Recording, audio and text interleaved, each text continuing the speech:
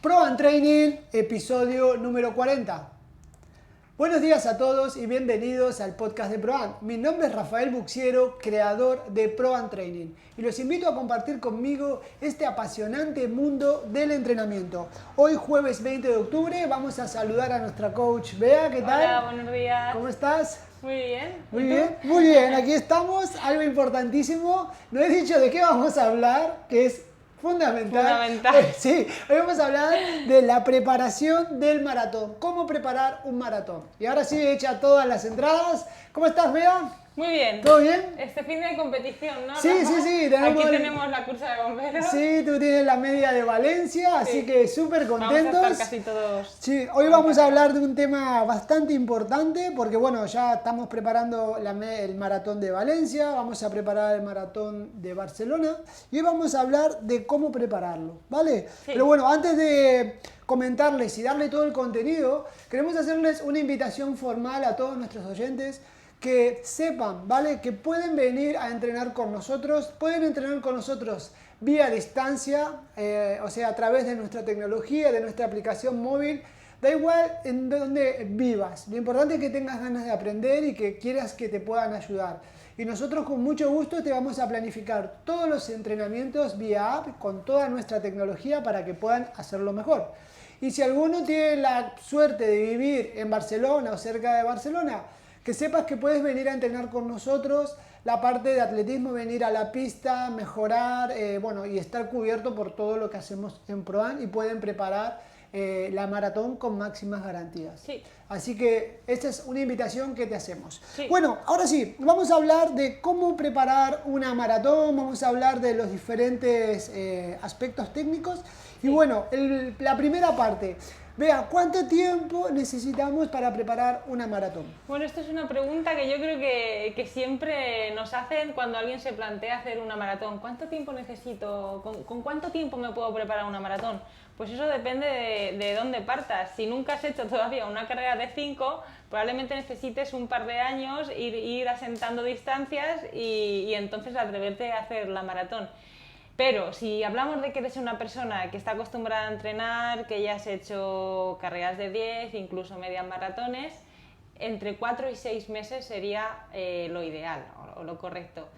Si eres una persona muy experimentada que ha estado entrenando recientemente y que no has estado inactivo, con 4 meses, por ejemplo, o 16 semanas sería suficiente para prepararlo. Sí. Así que si quieres preparar maratón de Barcelona, tenemos que empezar mínimo en diciembre, sí. ¿vale? Que es en marzo la maratón, para que vayas con tiempo. Sí, nosotros tenemos ahora la maratón de Valencia el 4 de diciembre, pero el próximo objetivo es el maratón de Barcelona, así que si te quieres sumar y preparártelo con nosotros, que sepas que en diciembre ya tienes que estar empezando a contactarnos. Bueno, ya hemos dicho el tiempo de preparación que necesitamos, ahora vamos a hablar de los aspectos determinantes, ¿vale? Las cosas importantes sí. que tenemos que conocer de nuestro cuerpo para empezar la preparación.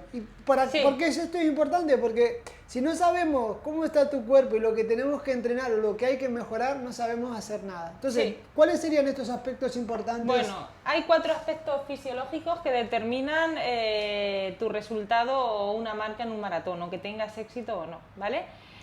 Uno de ellos es el volumen de oxígeno máximo, que ya hemos hablado muchas veces, que es el potencial aeróbico que tiene una persona, la máxima cantidad de oxígeno que puede aprovechar en los músculos.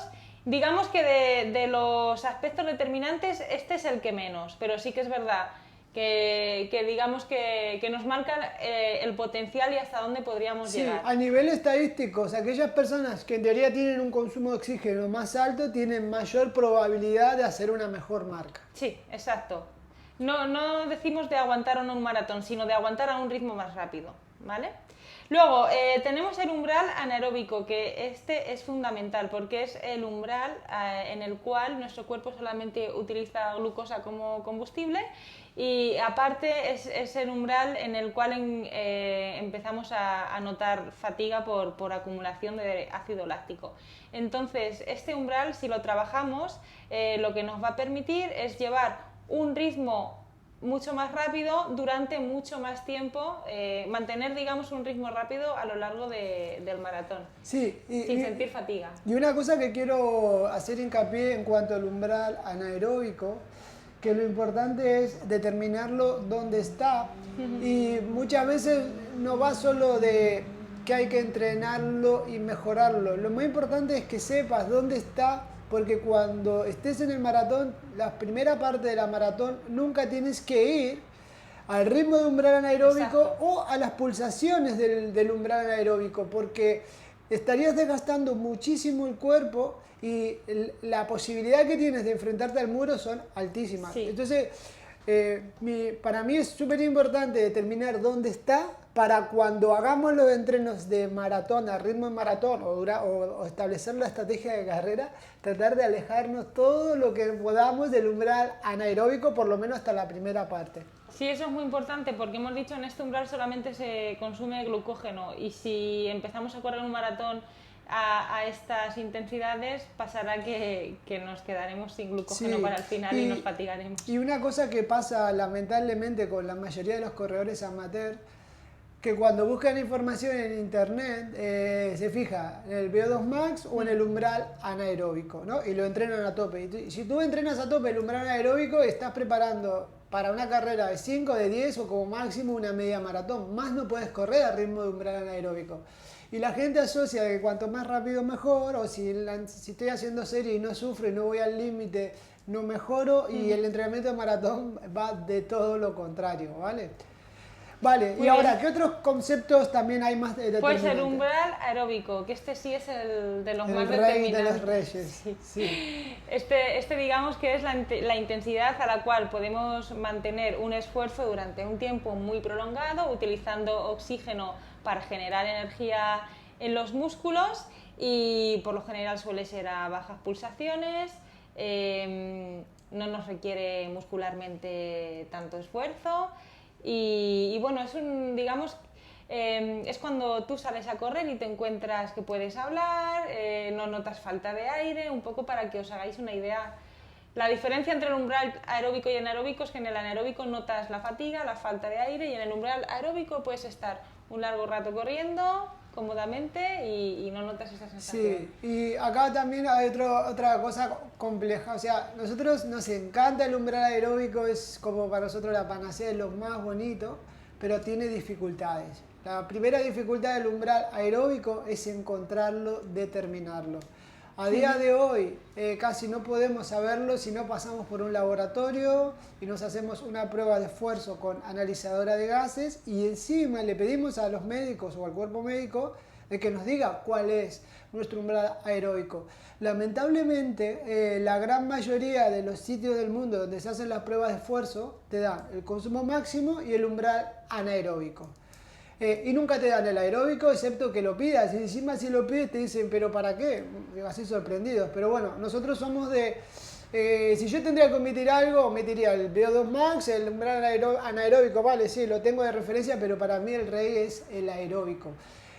¿Por qué es el rey? Porque generalmente cuando uno empieza a hacer actividad física, empieza de cero, o pasa un periodo de inactividad, lo más desentrenado que tiene es este umbral, porque primero no está desentrenado casi de por vida porque jamás en su vida se hizo una prueba de esfuerzo, jamás en su vida supo a ciencia exacta cómo estimularlo, a qué intensidad debería hacer actividad física para obtener la mejora. Entonces, por eso casi como todo de serie, lamentablemente tenemos un umbral aeróbico bastante desentrenado. Sí. Y luego, el otro problema es que la gente, bueno, cuando empieza a correr intenta sudar más o intenta, no sé, batir su récord y siempre generalmente las pulsaciones son más altas, sí, y no lo mejoran. Sí. Pero ustedes que sepan que exista, que es vital entrenarlo, y al principio la consecuencia de que si tú no estás muy entrenado, los ritmos van a ser muy lentitos, te vas a sentir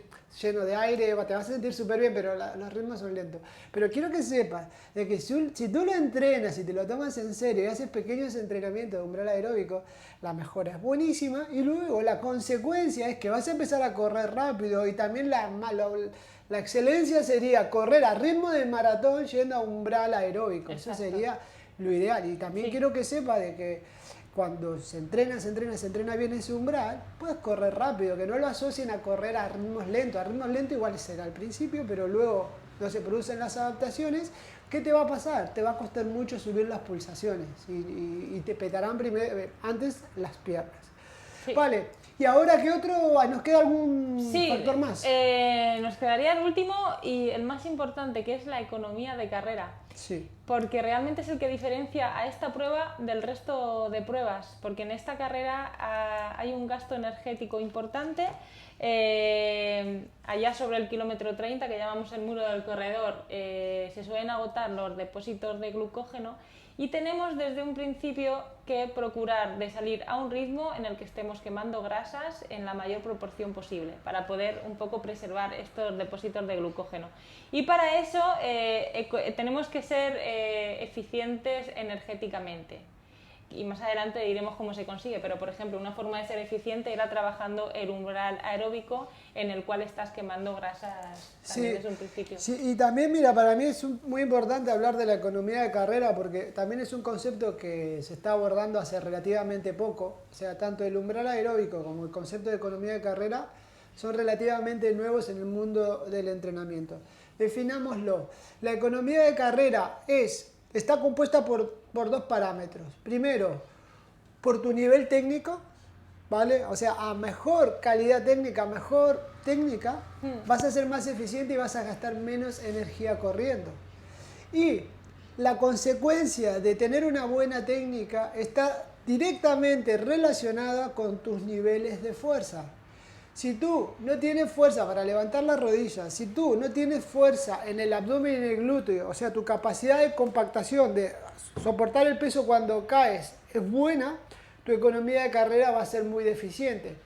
Tú para correr bien necesitas unos músculos potentes. Para tener una longitud de zancada larga necesitas mucha amplitud en la cadera, necesitas un isquio que te impulse. Ahora, si tú nunca has hecho la fuerza o no te gusta o crees que no es importante y tienes déficit de fuerza, estoy convencido que tu técnica va a ser deficitaria, vas a correr con mucha frecuencia, con pasitos cortos, en la medida que vayan pasando los kilómetros te irás haciendo pequeño, la cadera se te irá bajando, los hombros los llevarás para abajo y eso hace que a mismo ritmo cada vez gaste más energía. Imagínate que quieres hacer el maratón en 3 horas y media corriendo a 5 el kilómetro. Los primeros 10-15 kilómetros igual vas gastando 140 latidos, vas a un ritmo en teoría soportable. Pero como tu técnica no es buena, tu musculatura no es buena, tu organismo tiene que gastar el doble de energía para mantener ese ritmo y ya vas a 150, 155. Ahora, ¿qué pasa si determinaríamos al principio de la temporada cómo es tu economía de carrera? Nosotros cuando vemos a nuestros deportistas a empezar a entrenar, ya cuando están calentando, están haciendo series, ya vemos la técnica y sabemos que también esa técnica que tiene es producto de un déficit de fuerza. Y entrenamos las dos en simultáneo. Por un lado, le decimos, mira, es vital que hagas un día a la semana un trabajo de fortalecimiento muscular. Si puedes 2, mejor. ¿Y de qué músculo? De aquellos que estén debilitados. ¿Pero para qué? Para que tu técnica sea eficiente, para que tu economía de carrera sea mejor y para que tu gasto energético durante el maratón lo disminuyamos lo máximo posible. Y esto es muy, muy importante. ¿Sí? Sí. Bueno, vea, ahora que tenemos y hemos determinado cuáles son los factores importantes a la hora de preparar un maratón, ¿cómo vamos a trabajar esto? ¿Cómo se traduce ¿Qué herramientas esto? tenemos para poder trabajar estos aspectos básicos? Bueno, tenemos varios elementos que seguro que resultan muy familiares. Por ejemplo, los rodajes, ¿vale? Que son tiradas más o menos largas, a baja intensidad y que utilizamos para trabajar el umbral aeróbico del que hemos hablado antes. Normalmente este tipo de trabajo se suele hacer por pulsaciones. Cuando te haces la prueba de esfuerzo nos dicen a qué pulsaciones debéis trabajar ese umbral aeróbico y os ponemos trabajos próximos a esas pulsaciones. Y también otro trabajo que se hace mucho en los rodajes y que no hemos comentado antes es el fat mass, que es la intensidad a la cual tu cuerpo está quemando más grasa, ¿vale? Y esto es lo que nos ayudará a trabajar a estas pulsaciones, nos ayudará, como hemos dicho antes, a utilizar más las grasas como combustible desde un principio. Este umbral sí que, bueno, el fat mass sí que es verdad que es incluso más lento que el umbral aeróbico. Sí, pero lo puedes mejorar y Pero lo puedes se puede entrenar. mejorar y es muy importante, sobre todo para el maratón. Para otras distancias no tanto, pero para el maratón es fundamental. Luego, aparte, tenemos las series. Sí, y también en los rodajes podemos hacer farlek, ¿no? Que son como Sí. unos cambios de ritmos. Se pueden hacer cambios de ritmo y trabajar varios umbrales en un mismo rodaje. Pero bueno, por lo general los hacíamos más a baja intensidad, ¿vale? Luego tenemos el trabajo de series, que es el que hacemos aquí en pista, que depende de la duración de las series y de la intensidad, nos puede servir para trabajar el VO2+, que normalmente son series de 600, 400, 300, de 1000, digamos, para abajo.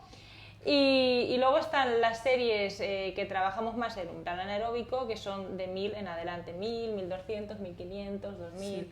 Estas son las que trabajaremos más prioritariamente cuando estemos preparando un maratón. Aunque sí que es verdad que en función de la fase de la temporada trabajamos al principio más cortas y luego a medida que se acerca el maratón vamos alargando las series. ¿Qué más tenemos? El entreno de fuerza, Sí. que ya estamos cansados de deciros que es fundamental. El entreno de fuerza lo que nos va a ayudar es a mejorar esa economía de carrera que hemos hablado antes. Cuanto mayores niveles de fuerza muscular tengamos, menos gasto energético nos va a suponer hacer un gesto, en este caso va a ser la zancada repetidamente. La fuerza la podemos trabajar de muchas maneras.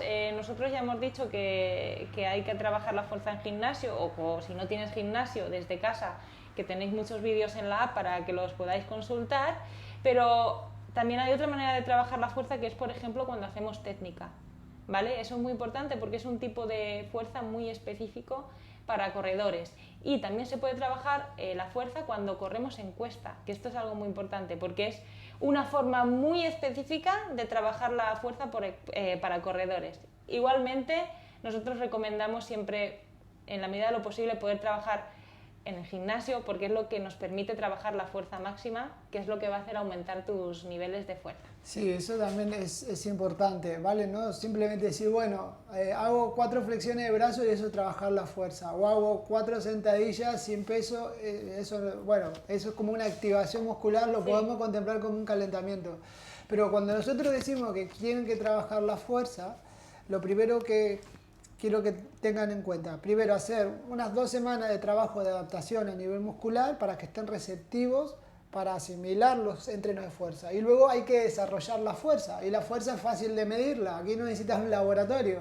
Te vas a un press de pierna y te dice, bueno, voy a hacer 12 repeticiones para que no se hagan daño, con todo el peso que pueda levantar.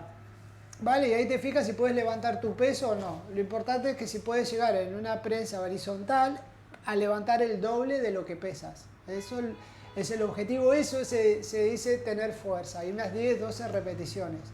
¿Vale? Y también cuando entrenes la fuerza, piensa de que no solo te va a ayudar a que mejore tu economía de carrera y gastes menos energía, sino que te va a ayudar a la recuperación muscular. ¿Vale? Tú, después de haber hecho un entreno de serie exigente a nivel muscular o el fin de semana que haces las tiradas largas, si tienes un buen tejido muscular, si gozas de fuerza, al otro día tendrás una mejor recuperación, entonces las semanas se te harán más leves, te vas a recuperar muchísimo mejor. Y también otra cosa importante de la fuerza es tratar de prevenir todas las lesiones. Sí. Las lesiones musculares generalmente vienen porque el cuerpo te dice, para, quédate quieto, y como no te quedas quieto te voy a dar dolor en una zona muscular porque no soy capaz de asimilar esta carga. ¿Y por qué no soy capaz de asimilar esta carga? Porque igual te ha apretado el glúteo, que ya como no tiene nada de fuerza y tú le metes kilómetros, se te va cayendo la cadera y como no le haces caso, ¡pum!, tendinitis. O te peta el isquio o el cuádriceps, que te dice para. Pero si tú tienes el músculo competente y mientras vas entrenando cumple su función, él no se fatiga y ahí no te lesionarás. Sí. ¿Vale? Bien, y otro aspecto importante... Sí, este no está relacionado tanto con el entrenamiento, está relacionado más que nada con la alimentación y sería la composición corporal. Es evidente que cuanto más pese tu cuerpo, igual más gasto energético va a suponer desplazar tu cuerpo durante un maratón. Entonces, tratamos estar lo más ligeros posible, ¿vale? Sí, esto también es importante que entienda de que Tú para obtener una mejora a nivel de umbral anaeróbico, o sea, mejorar tu ritmo de umbral aeróbico, te tiras 8 semanas haciendo series. Para mejorar tu umbral aeróbico, igual con 4 semanas, lo mejoras. Pero tienes que entrenar, tienes que ser constante y tienes que hacer mucho. Pero ahora yo te digo, si controlas la alimentación y pierdes 1 kilo, si es que lo tienes que perder, pero si pierdes 1 kilo de tu peso corporal, ese kilo que has perdido igual equivalen a 8 semanas de entrenamiento para producir adaptaciones. Por ejemplo, si tú corres a 5, que es tu objetivo de maratón, con 80 kilos, vas a gastar 150 pulsaciones para correr eso durante 10 kilómetros.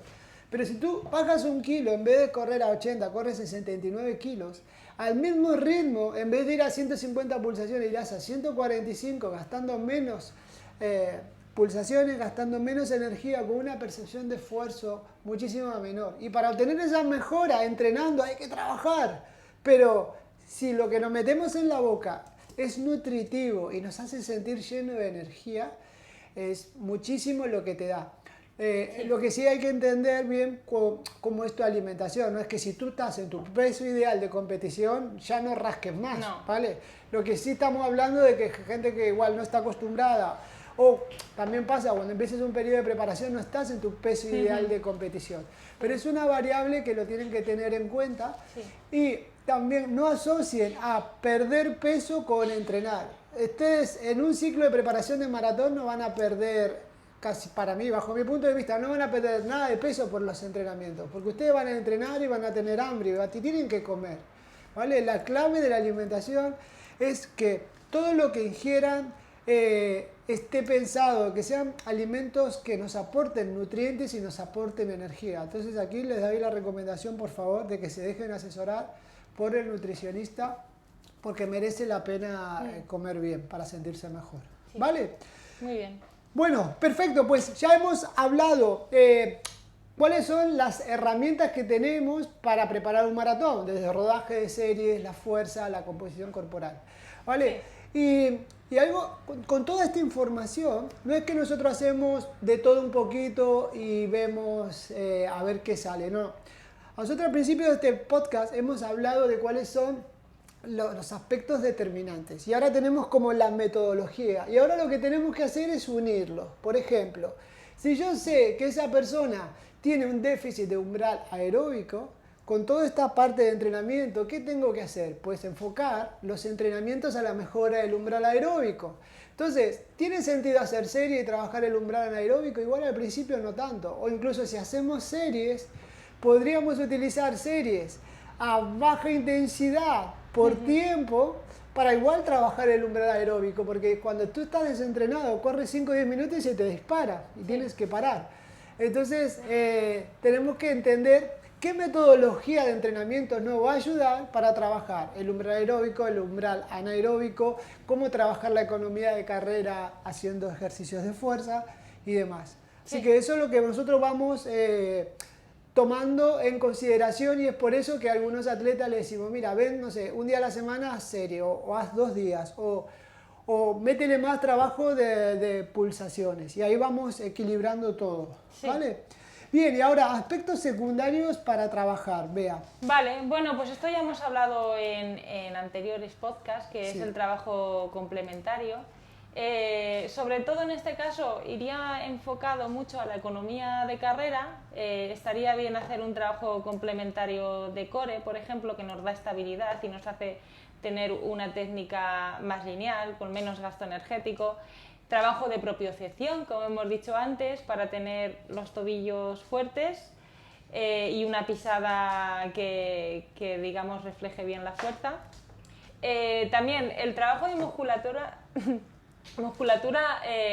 respiratoria, que ya habíamos hablado también en otros podcasts, que es el causante muchas veces de esa sensación de fatiga que notamos al principio. Muchas veces es porque lo primero que se han fatigado han sido nuestros músculos respiratorios. Sí, sabes que esto es curioso porque nosotros los entrenadores nos damos cuenta que una persona tiene déficit de musculatura respiratoria cuando entrena a alta intensidad, porque Sí. escuchamos respirar. Pero tú en un maratón no vas a ir con esa respiración, tú en un maratón vas a correr a un ritmo respiratorio normal. Pero una cosa que te pasa, que no es lo mismo respirar. Imagínate, si tú ahora en reposo respiras a 20 ventilaciones por minuto, no te das cuenta, es una respiración rítmica sin problema.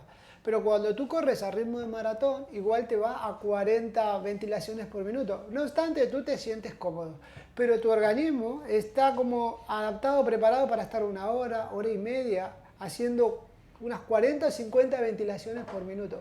Pero cuando ya llevas 3 horas corriendo, aunque no sean, o sea, aunque la ventilación no sea muy alta, pero por el hecho de hacer tantas ventilaciones por minuto, es tanta la contracción muscular que tienen que hacer tus músculos respiratorios, que se van fatigando, y en la medida que van fatigando empieza a aumentar tu percepción de esfuerzo. Entonces, yo lo veo importante para un maratón prepararlo por dos cosas interesantes.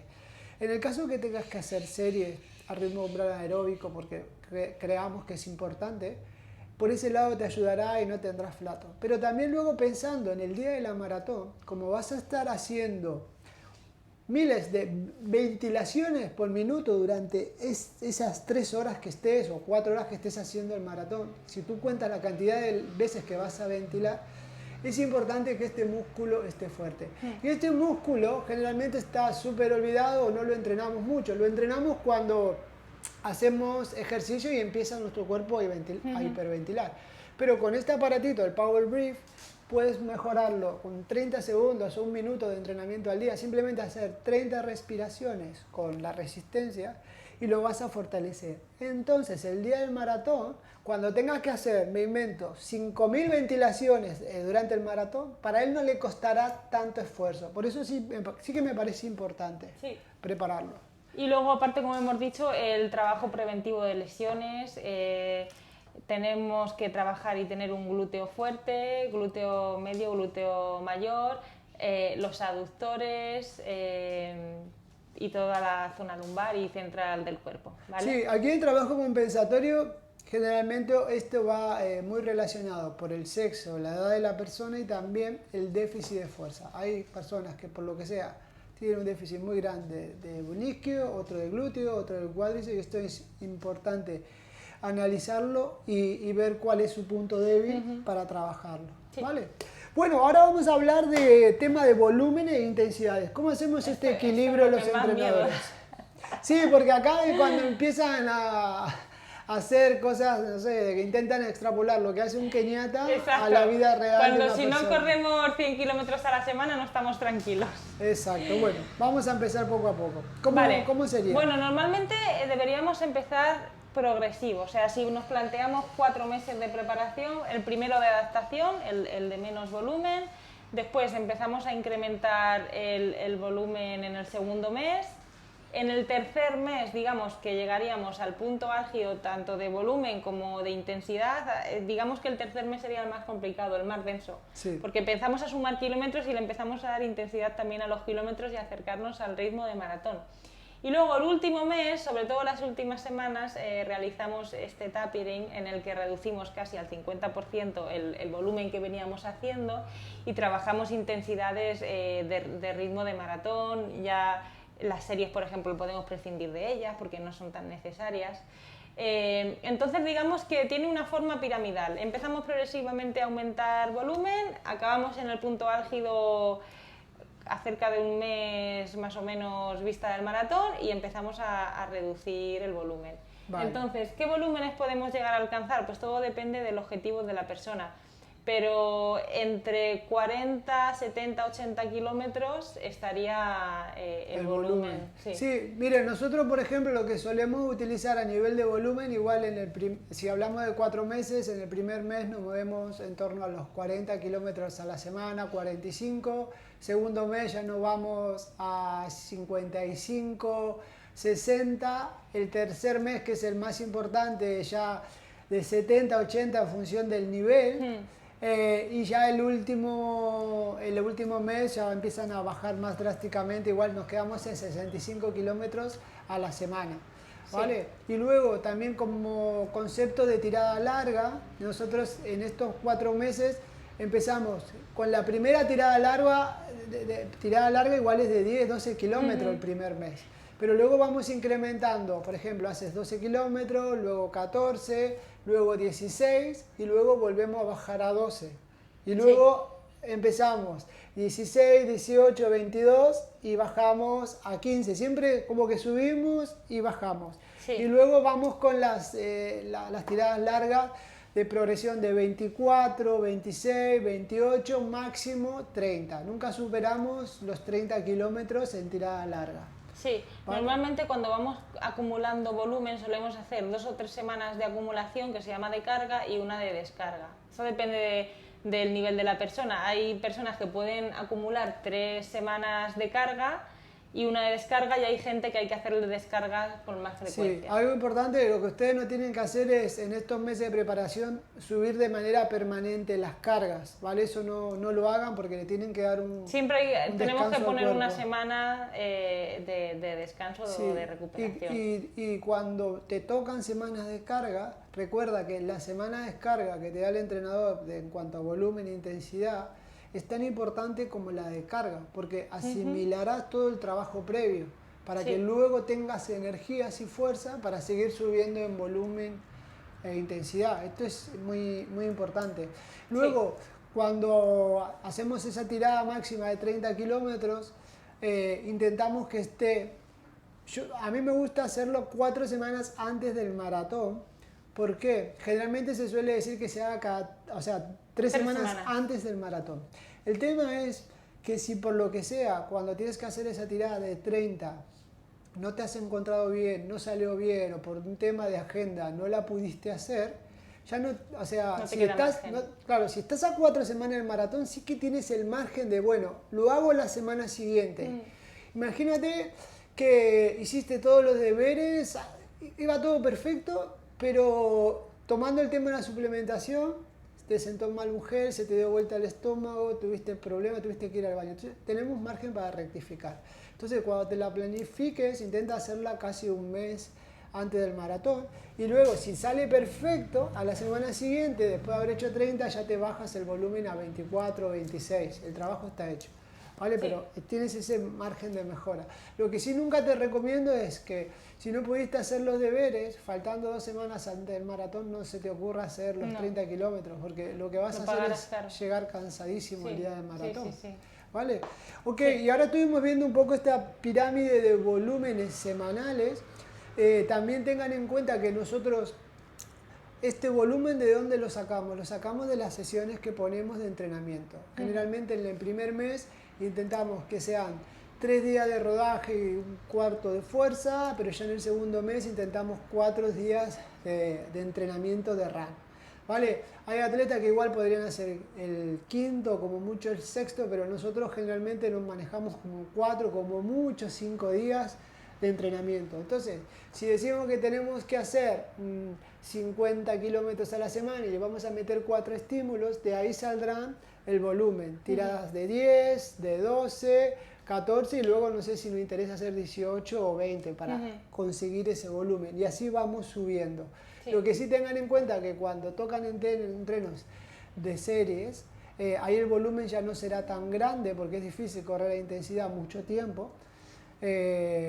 Y utilizamos también los entrenamientos como para acumular más distancia y lo partimos por 2 para que hagan el calentamiento, la primera parte a nivel aeróbico para hacer pulsaciones y ya luego hacemos como cambio de ritmo buscando el maratón. Y muy importante es hablar del porcentaje de la intensidad en los volúmenes, es decir, si nosotros hacemos 50 kilómetros de volumen semanal, tenemos que tener en cuenta el porcentaje de ese volumen que vamos a trabajar en umbral aeróbico o a intensidades ligeras, que en el caso del maratón ronda entre el 70 y el 80% de ese trabajo, del trabajo total, y luego el trabajo de intensidad de series, que suele ser el 20-30 en función de la esto es importante porque muchas veces la gente lo hace al revés. O sea, prepara con volúmenes de maratón así a nivel semanal, pero con intensidades de media maratón o de 10K. Y nunca se da un respiro y siempre le mete ritmo, le mete ritmo, le mete ritmo y eso desgasta un montón e incluso no te prepara para nada para el maratón. Específicamente para el maratón, no, para porque, una de 10 sí, seguro. Pero mucha gente lamentablemente entrena así, ¿no? Mete 3 entrenos a la semana de intensidad. Sí. Corriendo por encima del ritmo de maratón. Y Exacto. tú tienes que entender de que cuanto más cercano corras al ritmo de maratón, mejor. Incluso si Sí. tenemos que elegir entre qué es mejor, correr más rápido el ritmo de maratón o más lento el ritmo de maratón. Yo diría más lento o a ritmo de maratón. Sí. No por encima del ritmo de maratón.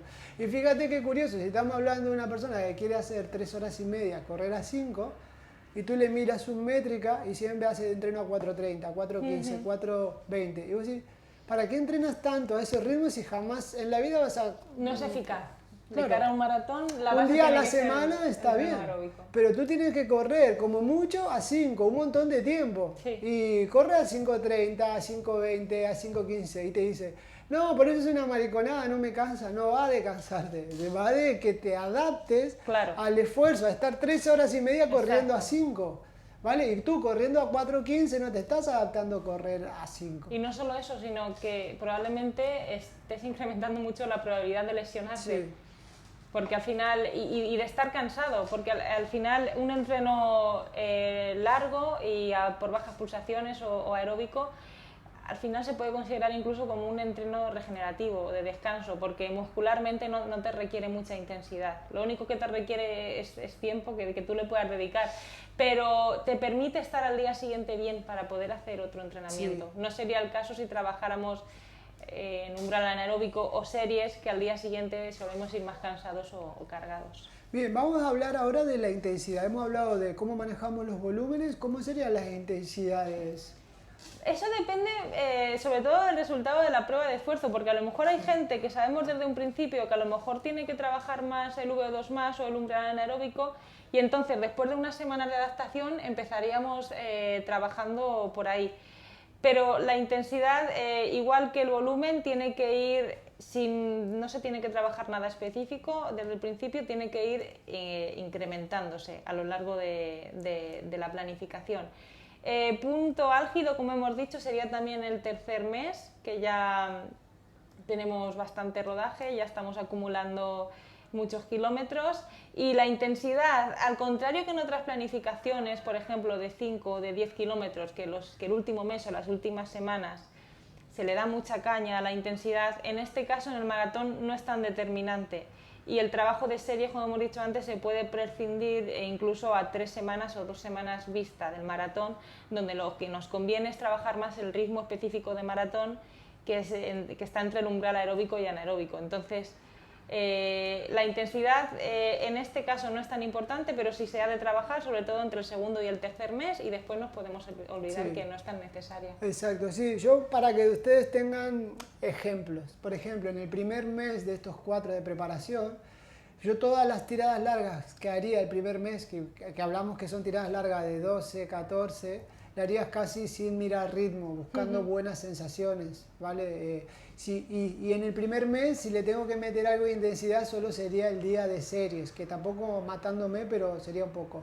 El segundo mes, acá sí que ya empezamos en las tiradas largas, a los últimos kilómetros, aumentar un poco la intensidad, pero siempre acercándonos al ritmo objetivo del maratón, que eso para ti no va a suponer un gran esfuerzo. Y los entrenos de serie sí que ya empiezan a tener un poco más de color.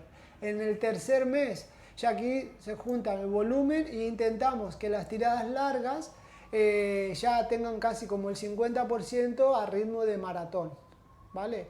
Y en la etapa de tapering ya buscamos el ritmo de maratón. Todas las tiradas largas que haga, que ya no serán muy largas, ya será casi todo a ritmo de maratón o gran parte del entrenamiento a ritmo de maratón. Sí, hay una cosa que tenemos que tener clara, que cuanto más se acerque el objetivo, más tenemos que ir trabajando los ritmos del objetivo. Sí, en el ¿vale? tapering. Al principio, el primer mes o los primeros meses nos podemos alejar, trabajar un poco más el umbral más por abajo, el volumen de oxígeno máximo también, pero hay que ir concretando a medida que pasa la planificación y ir trabajando los ritmos que pretendemos llevar en el maratón. Vale. Bueno, ahora otro tema importante. ¿Cómo acompañar una buena alimentación y buena suplementación para un maratón? Bueno, esto seguro que Manu, nutricionista, nos puede aportar Sí. mucha más información. Con él vamos a hacer ahora un podcast específico hablando de suplementación y alimentación de maratón, pero por lo menos ahora vamos a dejar unas pinceladas, ¿vale?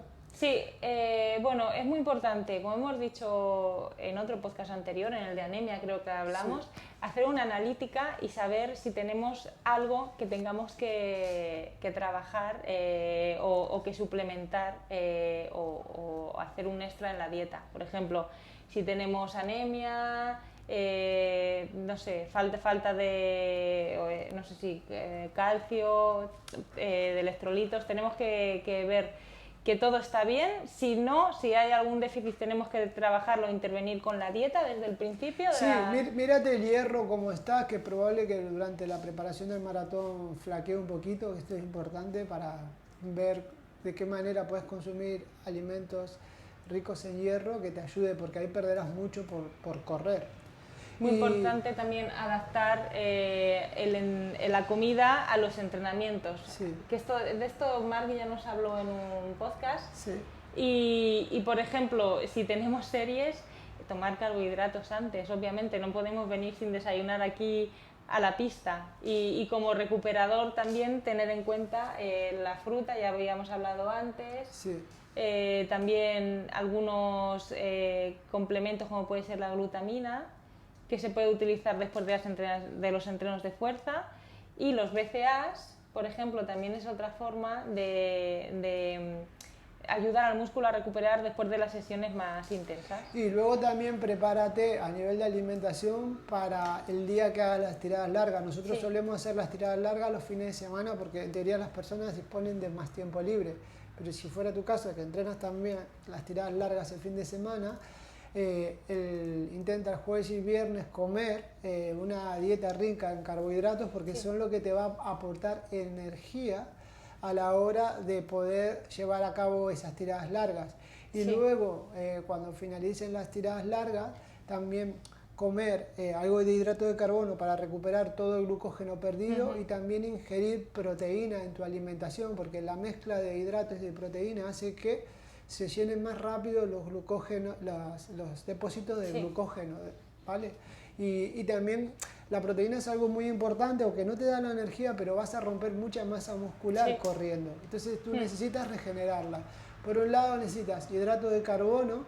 Cuando digo hidrato de carbono no te digo en pizza, que te puedes comer una pizza, pero que hay fuentes muy ricas de hidrato de carbono, hay alternativas buenísimas de hidrato de carbono que te van a ayudar muchísimo. Y que intentes comer proteína y que no te falte la fruta, la verdura, y que tu dieta sea bastante equilibrada, y siempre tratando de evitar bebidas azucaradas, tratando en la medida de lo posible evitar el alcohol, que deshidrata el músculo. Bueno, si te tomas una copa el fin de semana no pasaría nada, pero es importante que intentes beber agua y que te alimentes bastante bien. Luego, tema de suplementación. Recuerda que el día del maratón vamos a ingerir geles y también pastillas de sal para que el organismo vaya teniendo energía, y también para tratar de evitar rampas o molestias musculares durante los últimos kilómetros. Entonces esto hay que entrenarlo. Primero, determinar cuál gel te sienta bien a ti. Hay un montón de marcas de geles, tú elige la que mejor sabor y sensación te dé, y luego eso lo tienes que entrenar y tienes que descubrirlo. Si nunca en tu vida te has tomado un gel, te recomiendo que cuando hagas los fines de semana las tiradas largas del principio, aunque no lo necesitaras porque la tirada no es tan larga, pero sí que te acostumbres a investigar o te preocupes por a ver cuál es el gel que me sienta bien, cuál es el gel que el sabor me gusta, si me queda la boca muy espesa o es muy líquido. Entonces empezar a probarlo y a entrenarlo, porque el día del maratón sí que te recomendamos que cada 40 minutos ingieras un gel, y que ese gel, de ser posible, que tenga cafeína. Entonces hay que acostumbrar al organismo a que cuando le metas algo en la boca mientras estás corriendo, que no hay nada de sangre en el estómago, tenga la capacidad para absorber los nutrientes que le estás metiendo, y eso se entrena. Entonces es importante que pruebes también lo de las pastillas de sal, que antes de la tirada, de la tirada larga te tomes una, o a mitad de la tirada te tomes una con un poco de agua y ver qué tal te sienta. Así vas entrenando también la parte del sistema digestivo y toda la parte de la suplementación. Sí, es muy importante que no dejéis nada al azar el día del maratón, porque a lo mejor lleváis una preparación muy sacrificada y no habéis probado antes los geles o las sales, no sabes cómo puede reaccionar tu cuerpo y te puedes sentir indispuesto o te puede sentar muy mal el gel y tener que o abandonar o pasarlo realmente mal durante la carrera. Así que muy importante ir practicando en las tiradas largas, ¿vale? Vale, ahora, métodos de recuperación. Bueno, pues nosotros ya venimos insistiendo desde hace tiempo en la importancia de recuperar para poder seguir asimilando cargas. Sobre todo en el maratón lo tenemos que tener más en cuenta porque estamos cargando de muchos kilómetros al cuerpo. El más accesible para todos, que ya lo hemos dicho varias veces, es el pasarse el foam roller, el rodillo, ¿vale? Sí. Después de una sesión intensa o después de un rodaje muy largo, nos pasamos sobre todo en la parte posterior de la pierna, en el cuádriceps, pasamos el foam roller y nos va a ayudar mucho a descargar la tensión muscular. Pero si hay algo que debemos de agendar al menos una vez al mes es la visita al fisio. Sí. ¿Vale? Es muy importante hacer una descarga de piernas en el fisio, sobre todo en las semanas que ordenemos de recuperación, como hemos dicho que hay semanas de carga y otras de recuperación, pues aprovechar esa semana para hacer una descarga, nos vendrá súper bien, pero no solo para que tú te sientas ligero en el resto de entrenos y que no notes la carga muscular, sino porque te va a evitar de lesiones asociadas al estrés o a la carga continua de Sí, entreno. ustedes tienen que asociar de que el hecho de que vayas al fisio está interesante porque tú, imagínate, tu vida antes de la preparación del maratón no estaba supeditada a correr 3 o 4 días a la semana, acumular estos kilómetros, hacer serie, hacer fuerza. Entonces, el músculo tú lo vas usando y la musculatura a veces se va contracturando, los músculos, las fibras musculares se van poniendo en posiciones no ideales. Entonces el fisio cuando hace la descarga pone todo en su sitio. También encontrará si hay algún punto débil tuyo que notará que se te sobrecarga más el gemelo de la cuenta o que estaba muy cargado el glúteo. Entonces también te puede decir, cuidado que esta zona está muy cargada. Recomienda al entrenador que te haga un trabajo mayor compensatorio. Y luego la sensación de soltura después de pasar por el fisio son muy buenas. Asocia a que el fisio lo que hace es acelerar los procesos de recuperación. El fisio te masajea, te mueve todo el músculo, es como si estuvieran amasando una pizza. Pero ¿sabes lo que hace con esto cuando lo ejecuta? Te están mandando sangre. Porque cuando él pone el dedo, hay como una interrupción del torrente sanguíneo con la presión. Luego lo libera, lo saca y envía sangre. Entonces es como de repente meterle a tus piernas un bombeo exigente de sangre, sin que tú tengas que generar la contracción muscular. Tú para mandarle sangre a tus piernas, la única manera que tienes es generando contracciones. Entonces corriendo o haciendo actividad física. Pero esto de una manera pasiva, de que no tienes que contraer el músculo, le mandas sangre. Y eso es una buena manera de acelerar muchísimo el proceso de recuperación. Sí. Luego también otra cosa que puedes hacer, si es que te gusta nadar el lunes después de una tirada larga, a veces va bien nadar porque ahí también, como pesas menos en el agua, es menos exigente y si tienes un buen nivel técnico, vas a mandar un montón de sangre y vas a acelerar el proceso de recuperación. Que no sabes nadar o no tienes piscina, pues una bicicleta en rodillo a baja intensidad hará que le mandes muchísima sangre a las piernas, pero con contracciones musculares lentas, no exigentes. Entonces también acelerará los procesos de recuperación muscular. Sí, y otra forma también bastante fácil de recuperar es, por ejemplo, meter las piernas en frío, ya sea en una piscina fría, en el mar si puedes, sí, o con cubos de hielo en tu casa. Así es algo más práctico, pero ya decimos e insistimos que lo del fisio una vez al mes por lo menos hay que plantearlo. ¿Vale? Vale. Bueno, ahora el otro tema, ¿cómo hacer las tiradas largas o competiciones? Esto es muy importante porque hay que saber, sobre todo el tema de las competiciones, hay que saber cuánto puedo dar de mí en cada competición que me he planteado a lo largo de la planificación. ¿Sabes que aquí pasa algo raro? Que a veces, según el calendario del maratón que prepares, te pasa de que no tienes ninguna competición, que es malo. Y luego hay veces que te toca un calendario espectacular, que hay muchas competiciones para usarla de preparación, pero la cabeza te puede y te suicidas en cada una de la competición, que en vez de utilizarla de preparación intentas competir. Intentas hacer marca. Es normal. Entonces, cuando nos ponemos un dorsal. Cuando nos ponemos un dorsal y vemos que llevamos bien los entrenos y nos sentimos en forma, queremos hacer nuestra mejor marca.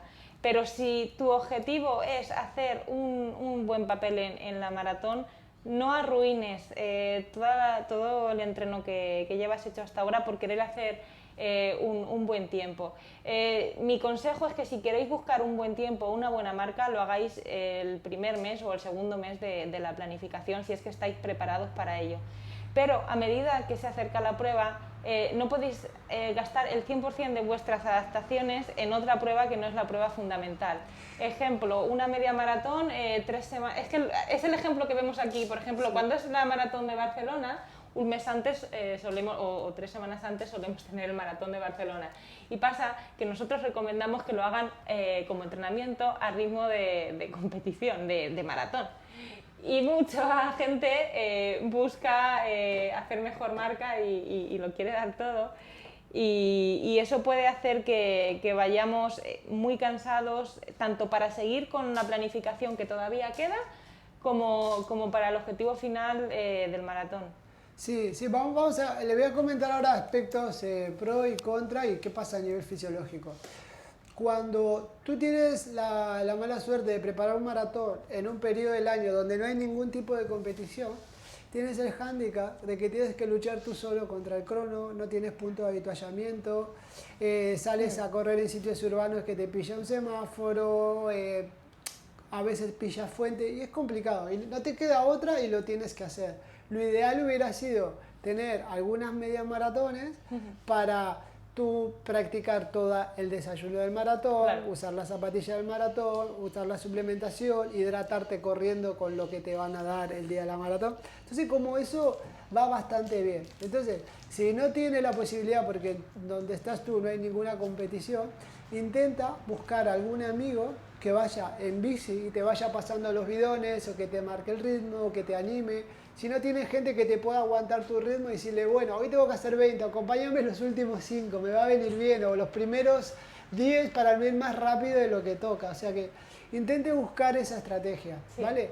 Ahora, cuando tienes un calendario interesante donde hay bastantes competiciones, lo que tienes que entender es que tú como estás entrenando y estás produciendo mejora, te vas a encontrar cada vez mejor. Pero recuerda que estás preparando tu cuerpo para que pueda correr durante 3 o 4 horas a un ritmo determinado. No lo estás preparando para correr 10 kilómetros o una media maratón. Y el problema es que cuando compites o utilizas estas competiciones de entrenamiento, si no sabes controlar tu cabeza, lo que estás haciendo es, entre semana le dices a tu cuerpo, carga volumen, corre a ritmos lentos, y luego el fin de semana le metes un zasca importante, y eso genera un catabolismo, una destrucción muscular bastante importante, donde se ve comprometido, por un lado, tu sistema inmunológico, todas tus fibras musculares, que harán que la semana que te toca, que es importante de entrenamiento para asimilar, te la pases recuperando. Y que en vez de asimilar las cargas, estés entrenando con fatiga. Y a lo mejor no te das cuenta, pero si el domingo te tocaba una tirada larga, me invento, de 25, y hiciste una media maratón de 21 a tope, ya vas a encadenar 2 semanas para recuperar. Sí. Tienes que entender de que un esfuerzo de hacer una media maratón, cuando la haces fuerte, te pone en jaque como 2 semanas. Sí. Vas a tardar 2 semanas en recuperarte. No es que el lunes vas a estar fresco. Sí.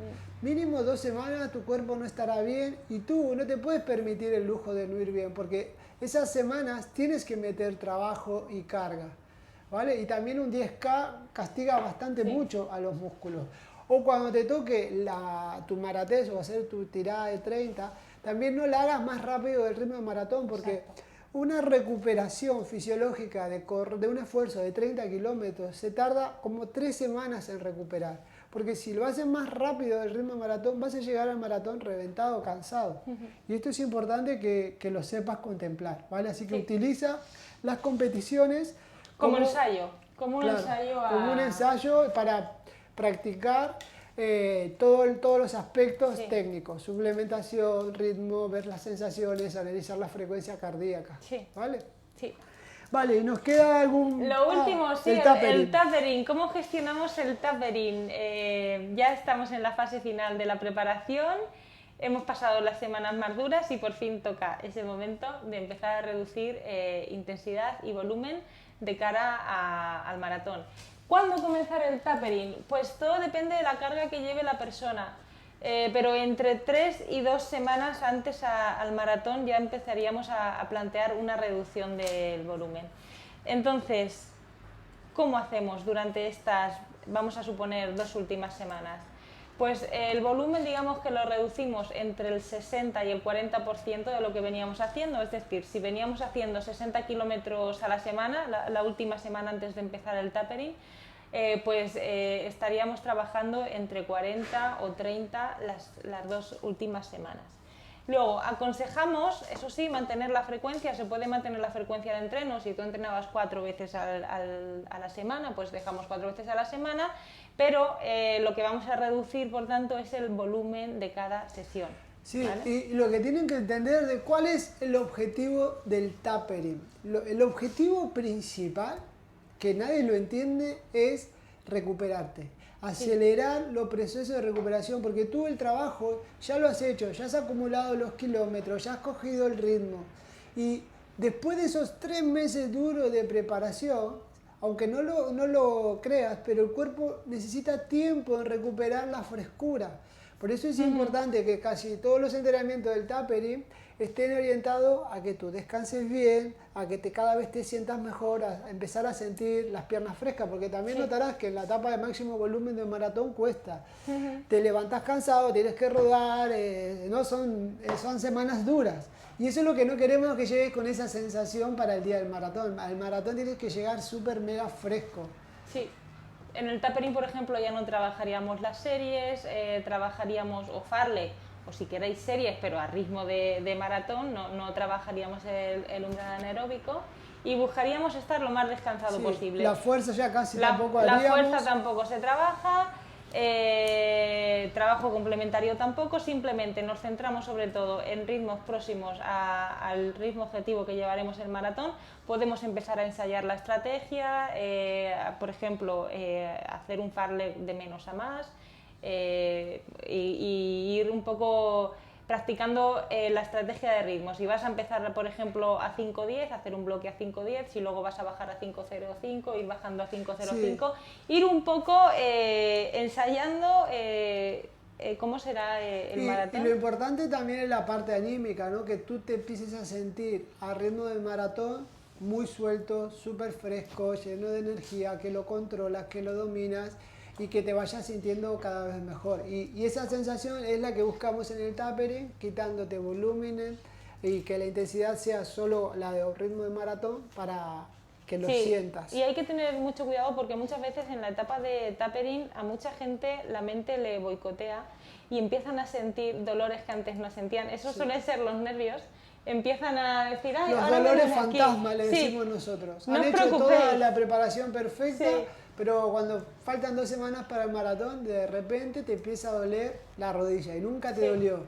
Y vas al médico, no tienes nada, vas al fisio, no tienes nada, o te duele la cadera o tal. Tú no le hagas caso, son los nervios de la competición. Así que por ese lado no hay problema. Bueno, chicos, importante, recuerden, si quieren darnos alguna recomendación de algún capítulo o algo que quieren que abordemos, nos mandan un mail a info@proandtraining.com y nosotros con gusto abordaremos ese tema. También recuerden, por favor, descargarse la app de ProAn. Ahí pueden entrenar de una manera eficiente. Tienen desde contenido gratuito o se pueden suscribir por 10 euros al mes para ya tener todo el contenido de manera ilimitada. Estamos digitalmente para que nosotros lo podamos ayudar, o también si quieren que nosotros les planifiquemos los entrenos online, podemos hacerlo y hacerle todas las valoraciones y entrenamientos que necesiten. Sí. Bueno, pues hasta aquí el podcast de hoy. ¿Tú, Bea, qué maratón estás preparando? Todavía ninguno, no he empezado a preparar, pero haré el de Madrid. Vale. ¿Y tú, Rafa? Yo estoy preparando el de Valencia, que voy justito de tiempo, pero bueno, con ganas e ilusión, así que vamos a ver cómo sale Valencia. Muy bien, ¿Vale? pues espero que toméis nuestros consejos. Exacto. Nos Un vemos en abrazo. el próximo. Adiós. Adiós.